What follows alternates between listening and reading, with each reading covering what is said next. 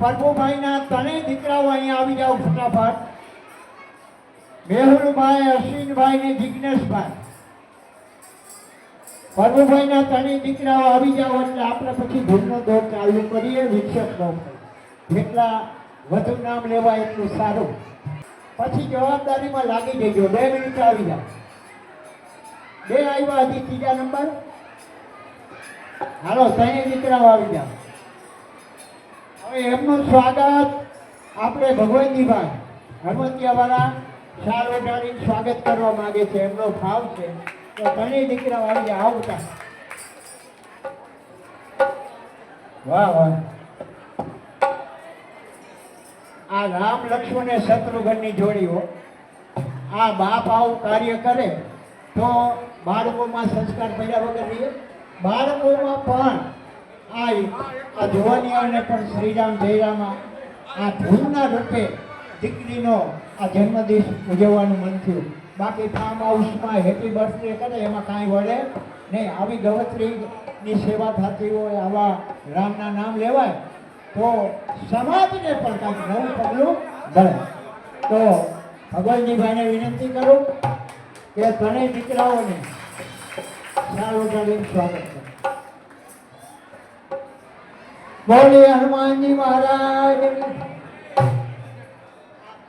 મેહુલભાઈ આવી ગયા. હા, હવે અશ્વિનભાઈ, જિજ્ઞેશ. બોલે રામચંદ્ર ભગવાન કી જય.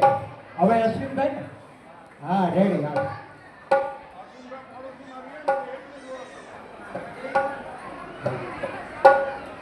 શાલ ઓઢાડો બાપા.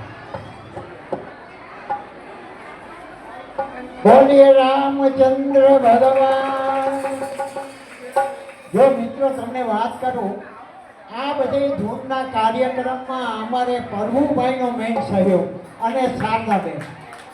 અને ત્રીજો નંબરમાં મારી ગેરહાજરી ક્યારેક હોય છે, ક્ષમા કરજો. પ્રભુભાઈને આમંત્રણના માન આપીને દરેક મહેમાનો, દરેક હરિભક્તો અને બોડી સંખ્યામાં માન આપીને આજે પધાર્યા છે. તો આપણે 10 જગ્યાએ ધૂન કરીએ. એના આગેવાન ભાઈઓ પણ આવ્યા છે.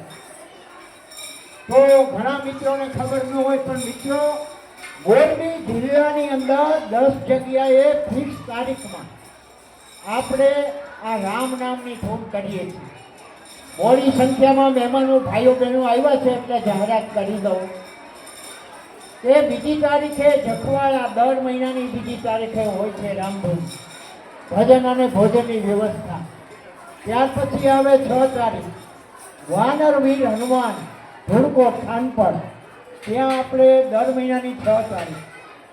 અને ત્યાર પછી આવે 9 તારીખ ભગવાનજી બાપાનો આપા ગીગાનો વિસામો ટંકારાથી કોઠારિયા રોડ ઉપર આવે. ત્યાં આપણી ફિક્સ 9 તારીખ.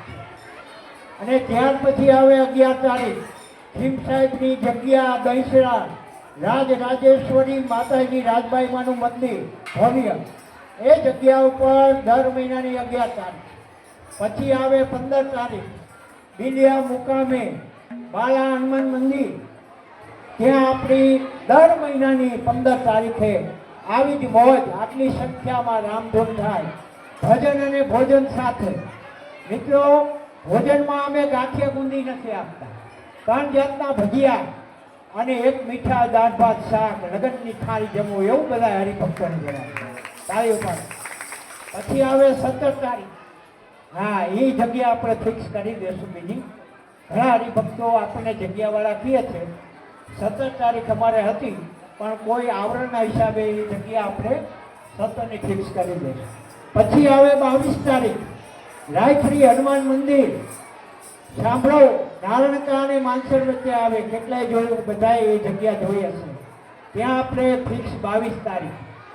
પછી આવે 26 તારીખ હરિબાપુ હમણાં આવ્યા હતા. એમની જગ્યા બાપા સીતારામનો વિસામો છે, સરસ મજાની જગ્યા. ત્યાં 26 તારીખ આવે. આટલી જગ્યાએ. અને શુદ્ધ બીજ રામદેવજી મહારાજની શુદ્ધ બીજ આવે ત્યારે અલગધણી ગૌશાળામાં 300 ગાયોની સેવા થાય. અને ઝાંઝર મહાન ગૌશાળા એક વખત પધારજો. બધી જાતની સુવિધા, હરિભક્તોને રહેવાના એસી રૂમ અને કોઈ જાતની અગવડતા નહીં, ભજન અને ભોજનની વ્યવસ્થા અને 300 ગાયોની અવિરત સેવા થાય. અને બીજી એક અમારે શુદ્ધ બીજ આવે છે, છાપડીવાળા હનુમાન બગસરા અને વાવડી વચ્ચે આવે, ત્યાં આપણે શુદ્ધ બીજની 2 ધૂન. આમ કરી મોરબી જિલ્લાની અંદર આપણે 10 જગ્યાએ અવિરત ધૂન ચાલુ છે. શ્રી રામ જય રામ જય જય રામ. તો મિત્રો, આ મહિનાની આખી ધૂન આપણે વિશ્વ શાંતિ માટે અર્પણ કરવા.